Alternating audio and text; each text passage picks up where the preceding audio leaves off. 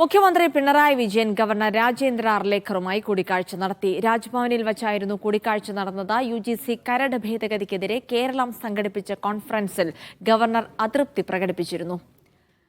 Saif sign ലാബ്ദീനുണ്ട് വിവരങ്ങൾ നൽകാനായി. സെയ്ഫ്, കേരളം സംഘടിപ്പിച്ച നാഷണൽ കോൺഫറൻസിൽ ഗവർണറുടെ അതൃപ്തി കാരണം തന്നെ യുജിസി ചട്ട ഭേദഗതിക്കെതിരായ എന്നുള്ള വാക്കുകൾ വെട്ടിക്കൊണ്ട് തന്നെയായിരുന്നു ഈ നാഷണൽ കോൺഫറൻസ് നടന്നിരുന്നത്. എന്തായാലും ഗവർണർ അതിൽ അതൃപ്തി പ്രകടിപ്പിച്ച സാഹചര്യത്തിൽ ഇന്നത്തെ കൂടിക്കാഴ്ച നിർണായകമാണ്. കാരണം ഇനി മുന്നോട്ടുള്ള യാത്രയിൽ ഗവർണറെ പിണക്കണോ, ഇണക്കി കൂടെ നിർത്തണോ തുടങ്ങിയ കാര്യങ്ങളിലൊക്കെ ഒരു തീരുമാനമാകുന്ന കൂടിക്കാഴ്ചയാണ് എന്ന് വേണമെങ്കിൽ പറയാം. എന്തൊക്കെയാണ് ഉണ്ടായത്? ജിൽസി, ആരിഫ് മുഹമ്മദ് ഖാൻ ഗവർണറായ അവസാന സമയങ്ങളിൽ രാജ്ഭവന്റെ പടിവാതിൽ മുഖ്യമന്ത്രി പിണറായി വിജയൻ കടന്നിട്ടില്ല. അദ്ദേഹം ഉടക്കിൽ തന്നെയായിരുന്നു. മന്ത്രിസഭയിലെ ഏതെങ്കിലും അംഗങ്ങളും രാജ്ഭവനിലേക്ക് പോയിട്ടില്ല.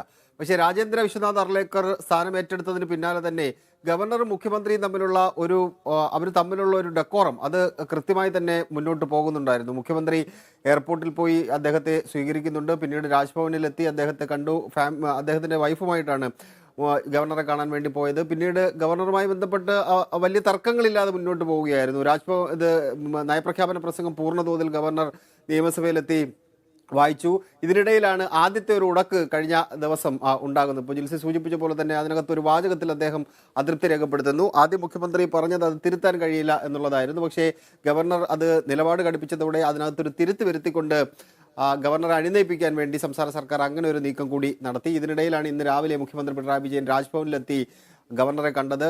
എന്തൊക്കെയാണ് ചർച്ചയായിട്ടുള്ളത് എന്ന കാര്യത്തിൽ ഒരു വ്യക്തതയില്ല. എന്തായാലും ഈ അതൃപ്തി ഗവർണർ പ്രകടിപ്പിച്ചതിന് ശേഷം ദിവസങ്ങൾക്ക് ശേഷമാണ് മുഖ്യമന്ത്രി നേരിട്ട് കണ്ട് ഗവർണറുമായി കൂടിക്കാഴ്ച നടത്തി കാര്യങ്ങൾ ചർച്ച ചെയ്തിരിക്കുന്നത്. ജിൽസി.